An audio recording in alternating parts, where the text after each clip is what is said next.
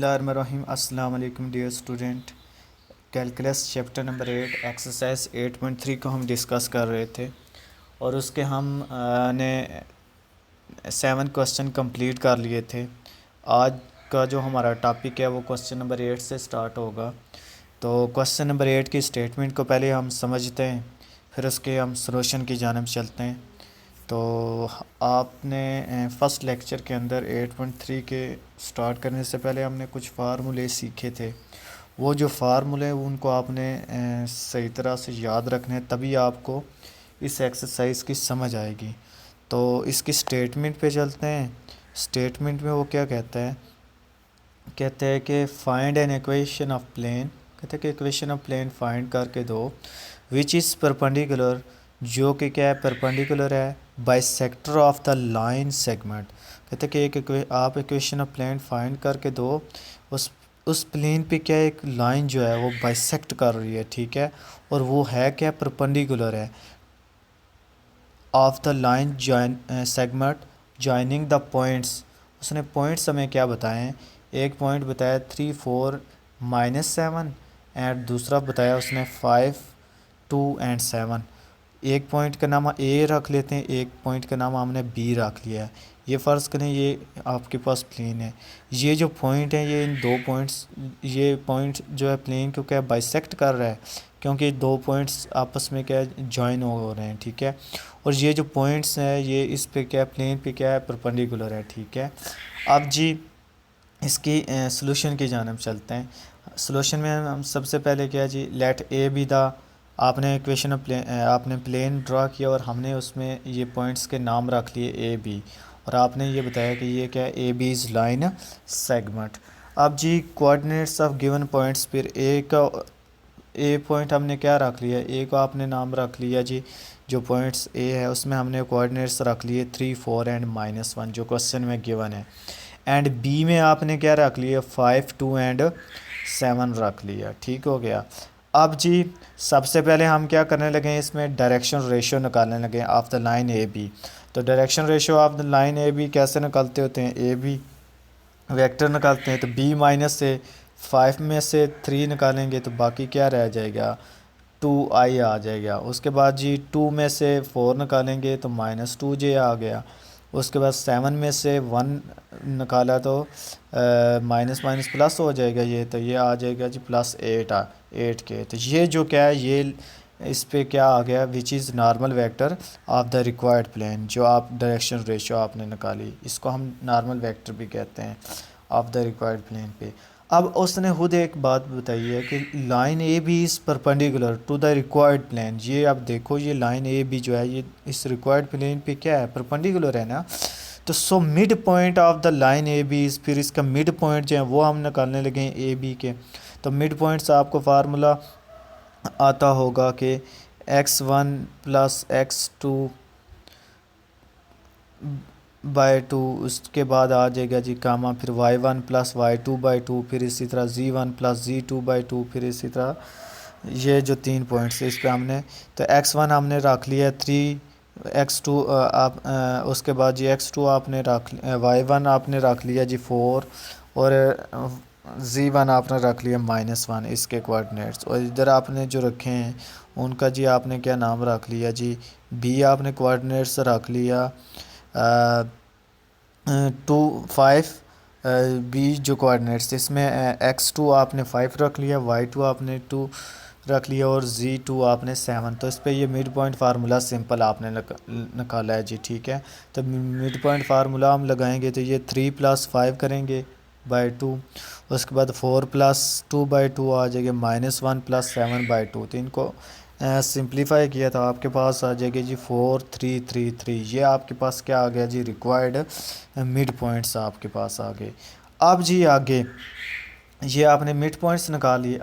आगे उसने क्या बताया था कि S plane is perpendicular bisector of the line A B, ठीक है। ये तो उसने खुद हमें बताया ना कि plane is perpendicular and bisector of the line A B, ये उसने खुद क्वेश्चन की स्टेटमेंट में हमें बताया हुआ है। तो मिड पॉइंट फिर क्या करते हैं, ये रिक्वायर्ड प्लेन पे क्या करते हैं, फिर लाए करते हैं, ठीक है। सो फिर हमने क्या लिखा जी, इक्वेशन ऑफ प्लेन आपने निकालनी है। तो so equation of plane through midpoints 4 3 3 and normal vector of 2i minus 2j plus 8k। तो इस पे हमने इक्वेशन ऑफ प्लेन वो जो हमने फार्मूला आपने इसके एक्सरसाइज के स्टार्ट से मैंने पहले आपको बताया था कि फार्मूला क्या होता है, a into x minus x one, ठीक है, फिर plus b into y minus y one plus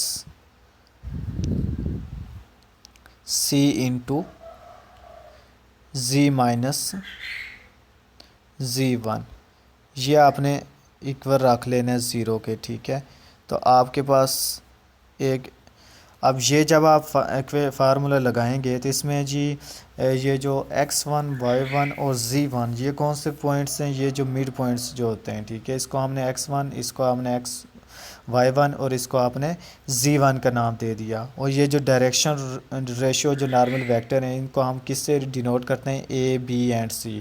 ये जस्ट इस फार्मूले में वैल्यू पुट करोगे, तो जब फार्मूले में वैल्यू पुट करोगे तो आपके पास आ जाएगा जी 2 into x minus x one की जगह आ जाएगा 4, फिर माइनस 2 माइनस उसके बाद 2 और into y minus y one की जगह आपके पास आ जाएगा z 3 plus 8 into z minus z one की जगह आ जाएगा 3 इक्वल टू 0। तो इसको जस्ट उसके बाद मैथमेटिकल स्टेप ही है, उसके बाद सिंप्लीफाई किया तो यह आ जाएगा जी 2x minus 2y plus 8z minus 26 equal to 0।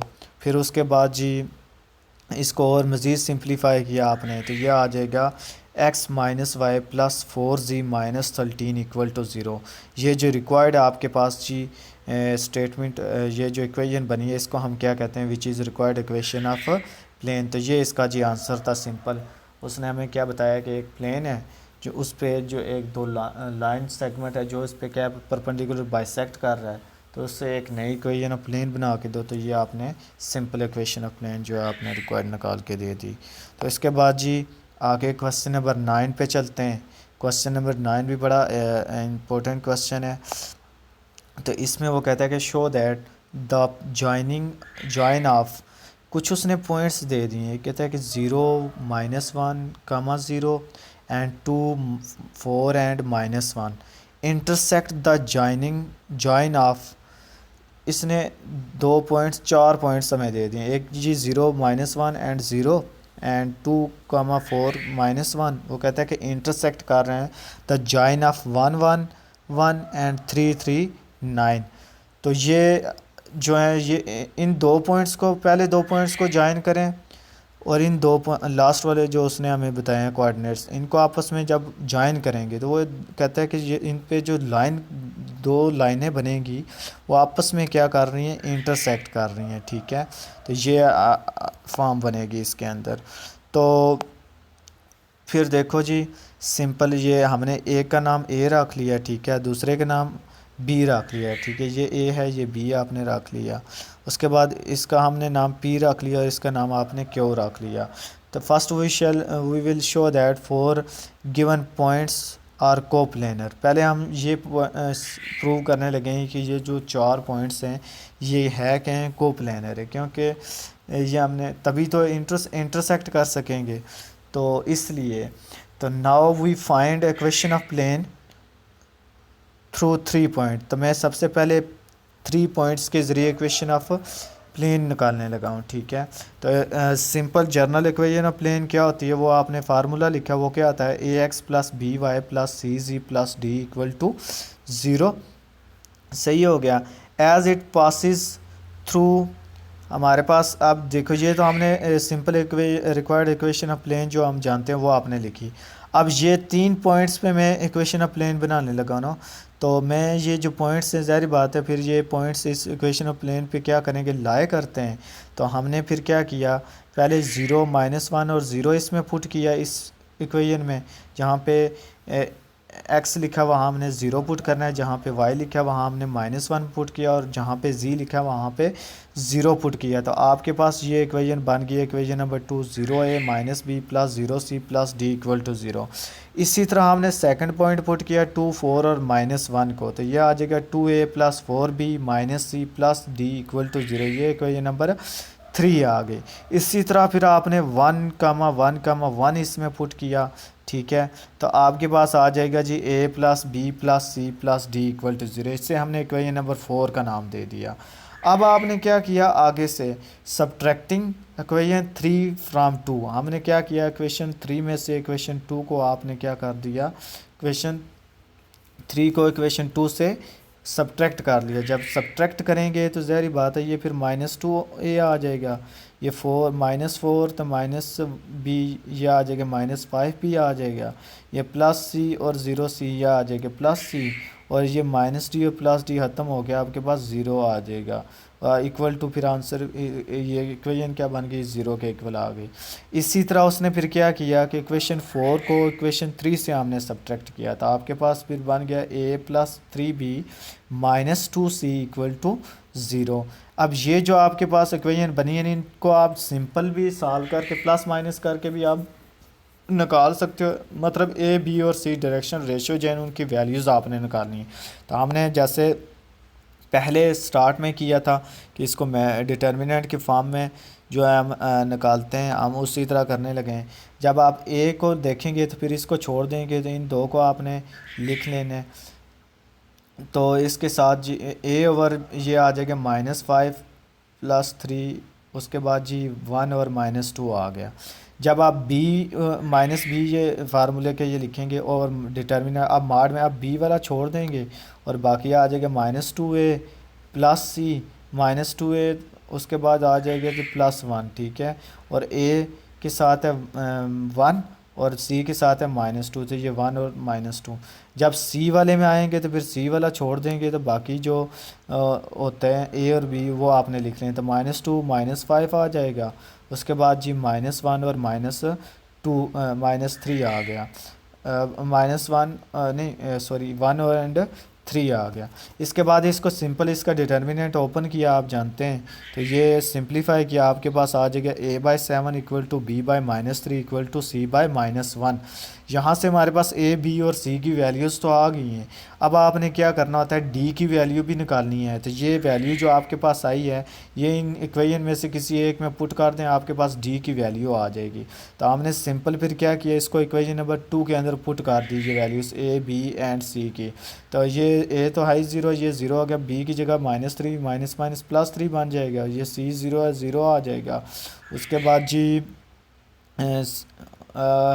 Plus D equal to 0, तो ये आंसर आ जाएगा डी का -3। तो हमारे पास a इक्वल है 7 के, b इक्वल है -3, c इक्वल है -1 के और d इक्वल है -3 के। ये जो वैल्यूज़ आई हैं ना, इसको आपने सिंपल ये जो इक्वेशन नंबर 1 थी जो रिक्वायर्ड आपके पास इक्वेशन प्लेन है, इसके अंदर पुट कर देनी है, a की जगह b की जगह और c की जगह ये वैल्यूज़ सिंपल।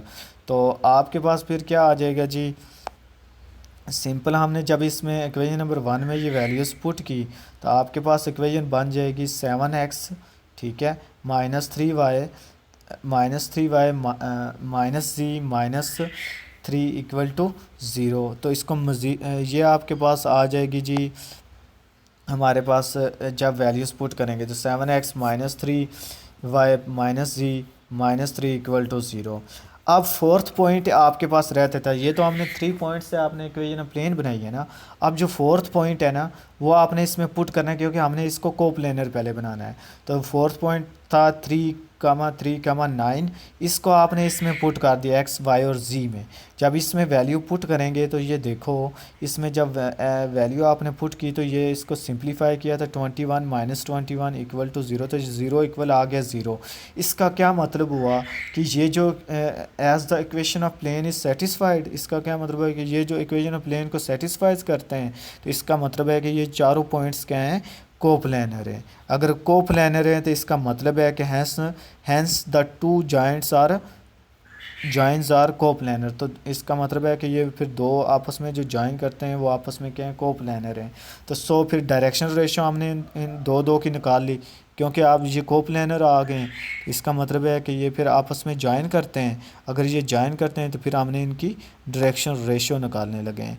तो सिंपल आप इसमें क्या करोगे, डायरेक्शन रेशियो आप निकालोगे। तो डायरेक्शन रेशियो आपने निकालने के लिए हमने क्या किया, इन दो पॉइंट्स, पहले दो पॉइंट्स की डायरेक्शन रेशियो निकाली, सेकंड में से फर्स्ट को निकालेंगे तो 2 माइनस 1 ज़ीरो, ये 4 प्लस 1 आ जाएगा, और 0 प्लस -1 -0, तो ये आ जाएगा 2 5 -1। इसी तरह लास्ट जो दो लाइंस की जो दो पॉइंट्स पी और क्यू के, इस पे डायरेक्शन रेशियो आपने निकाली, तो आप देखो ये 2 2 और 8 आ गए। देखो ये डायरेक्शन रेशियो एक जैसी हैं, नहीं है ना, तो इसका क्या मतलब हुआ कि direction ratio are not parallel. अगर पैरेलल नहीं है तो इसका क्या मतलब है कि ये फिर क्या करती हैं, ये लाइंस, ये जो पॉइंट्स हैं, ये कोप्लानर हैं, और ये फिर आपस में क्या करते हैं, इंटरसेक्ट करते हैं ईच अदर। तो ये इसका जी आंसर आ गया सिंपल। तो इस तरह हमारे क्वेश्चन जो हैं, इसमें 9 क्वेश्चन हमारे कंप्लीट हो गए इस एक्सरसाइज के। अब क्वेश्चन नंबर जो 10 है उसकी जानिब हम चलते हैं, उसकी स्टेटमेंट को समझते हैं। अच्छा जी, क्वेश्चन नंबर जो 10 है इसकी स्टेटमेंट को समझते हैं। कहता है कि द वर्टिसेस ऑफ टेट्राहेड्रन, आपके पास एक टेट्राहेड्रन है जिसके उसने वर्टिसेस दे दिए 0 0 0।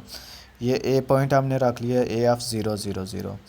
उसने बी पॉइंट्स हमें दिया 3, 0 0, तो ये हमने बी पॉइंट्स रख लिया 3, 0 0, ठीक है, एक टेट्राहेड्रन के। और सी पॉइंट उसने दिया 0 -4 एंड 0। उसके बाद जी डी पॉइंट हमने रख लिया फिर जी डी ऑफ 0, 0, 5। अब ये आ गए जी आपके पास वर्टिसेस ऑफ ट्राइंगल।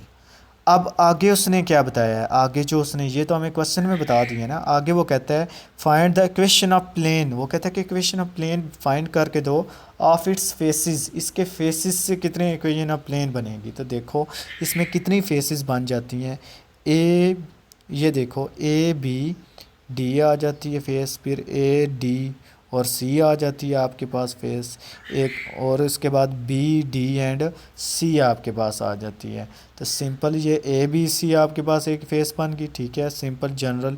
देखो एक ए बी सी आ गई, फिर ए बी डी फेस बन रही है, मतलब ए बी और डी आ जाएगा, फिर ए सी एंड डी, और लास्ट वाली क्या आ रही है, बी सी एंड डी। तो देखो इसमें 4 फेसेस बन रही हैं, ठीक है। तो जैसे मैं पहली फेस का निकालूंगा ना इक्वेशन ऑफ प्लेन, उसी तरह सेम टू सेम प्रोसेस है। सेकंड का आपने निकालना है, फिर इसी तरह थर्ड का निकालना है, और फोर्थ का। तो देखें फिर जी, सिंपल आपने general required equation of plane लिखी। अब हम पहले फेस ए बी सी को डिस्कस करने लगे हैं, सही हो गया। तो A X plus B Y plus C ji plus D equal to 0। अब उसने हमें पॉइंट्स दे दिए हैं ए बी और सी।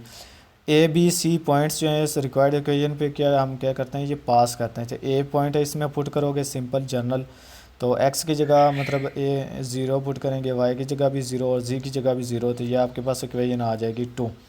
फिर बी पॉइंट भी ये पुट किया तो 3a plus 0b plus 0c plus D equal to 0, ये इक्वेशन बन गई। उसके बाद सी पॉइंट पुट किया आपने तो 0a minus 4b plus 0c plus D equal to 4 आ गया। अब आपने क्या करना होता है कि इन इक्वेशंस को सिंप्लीफाई करके आपने ए बी और सी की वैल्यू निकालनी होती है, जैसे मैंने आपको पहले बताया। तो हमने क्या किया, जैसे आपने ऊपर वाले क्वेश्चन में किया कि 3 को 2 से हमने माइनस कर दिया, और 4 को 3 से हमने सिंपल माइनस कर दिया इक्वेशंस को। तो माइनस करने के बाद आपके पास आ जाएगा जी -3a 0b प्लस 0c, और दूसरा आ जाएगा 3a plus 4b plus 0c equal to 0। अब आपने ए बी और सी की जो सिंपल वैल्यू निकालनी है, तो वो डिटर्मिनेंट वाला फार्मूला लिखा, ए ओवर ए जब लिखेंगे तो इसको छोड़ देंगे, और बाकी आप इसको डिटर्मिनेंट जब बी लिखेंगे माइनस बी ओवर, तो आप बी वाले को छोड़ देंगे और सी को लिखेंगे एलिमेंट्स, और जब सी वाले को लिखेंगे तो सी वाले को छोड़ देंगे और ए और बी के एलिमेंट्स को लिखा, इनका डिटर्मिनेंट के फॉर्म में, जैसे मैंने ऊपर बताया। इसको सिंप्लीफाई किया आपने तो आपके पास आ जाएगा a/0 equal to b/0 equal to c/1। ये आपके पास ए बी और सी की वैल्यू आ गई। अब आपने डी निकालना होता है, तो किसी एक वैल्यू में, ये जो इक्वेशंस हैं इनमें से किसी एक में पुट करो, तो आपके पास डी की वैल्यू आ जाएगी। सिंपल हमने फिर क्या किया, ए बी और सी की जो वैल्यू है इसको हमने इक्वेशन नंबर 2 में पुट किया, तो डी मेरे पास आ गया 0। अब ये वैल्यूज़ आ गई हैं, इनको सिंपल फिर आप क्या करो, ये जो इक्वेशन नंबर 1 है इसमें ए बी सी और डी की वैल्यू पुट कर दी। जब आपने वैल्यू पुट की तो 0x plus 0y plus z plus zero equal to zero, तो दिस इम्प्लाइज दैट जी आपके पास क्या आ गया, ज़ीरो। तो फेस ए बी सी पे प्लेन हमारे पास क्या बना, जी इक्वल टू ज़ीरो। ये आपके पास इक्वेशन ऑफ प्लेन बनी है जी, सही हो गया। इसी तरह जब अब आगे आपने ये खुद ही ट्राई करनी है, कोई मुश्किल नहीं है। इसी तरह अगर सेकंड प्लेन, अगर हम दूसरा फेस आप रख लें, दूसरा जो फेस है ए बी डी, अब ए बी डी उसी तरह रिक्वायर्ड जनरल इक्वेशन प्लेन लिखी, सही है। उसके बाद जी आपने फिर क्या किया कि वही अब ए बी और डी वाले पॉइंट्स इसमें पुट किए, सिंपल आपने ये पुट करने हैं, ठीक है। ये पुट करने के बाद आपके पास सिंपल फिर इसी तरह फिर 3 को 2 से माइनस करेंगे, 4 को 3 से माइनस किया, सिंपल हमने ए बी सी जो है आपने उसी तरह रिक्वायर्ड जनरल जो आपने फार्म इक्वेशन ऑफ प्लेन जो है वो निकालने हैं। तो ये हमने वैल्यूज़ इसके अंदर पुट की, तो ए बी सी आपके पास डायरेक्शन नॉर्म रेशो जो आ जाएगा ए 0 बी इक्वल 1 और सी इक्वल 0। फिर उसी तरह डी आपने निकालना है, तो ये वैल्यूज़ आप किसी एक में पुट कर लो, तो उसने फिर 2 के अंदर पुट किया, तो डी आपके पास क्या आ गया, 0 आ गया। तो इसी तरह डी आपके पास फिर ज़ीरो आ गया, सही है। तो इसको फिर इक्वेशन नंबर 1 में पुट किया आपने, तो ये 0x plus 4 plus 4y plus 0z plus 0 equal to 0, तो y इक्वल क्या आ जाएगा, 0 आ जाएगा। तो ये इस तरह आपने फेस 2 आपने निकाल लिया जब ए बी और डी आपने डिस्कस किया। तो इसी तरह आपने फिर जी रिक्वायर्ड जो बाकी जो 2 फेसेस हैं ये ख़ुद आपने ट्राई करनी है, तभी आपको इस क्वेश्चन की समझ आएगी। कोई मुश्किल नहीं है, आसान है। तो ये आपने ए सी डी और बी सी डी आपने ख़ुद निकालने हैं। तो आई होप सो इस क्वेश्चन की आपको समझ आ गई होगी। इंतहाई सिंपल क्वेश्चन है, कोई मुश्किल नहीं है, ये आप खुद कर सकते हैं आगे से।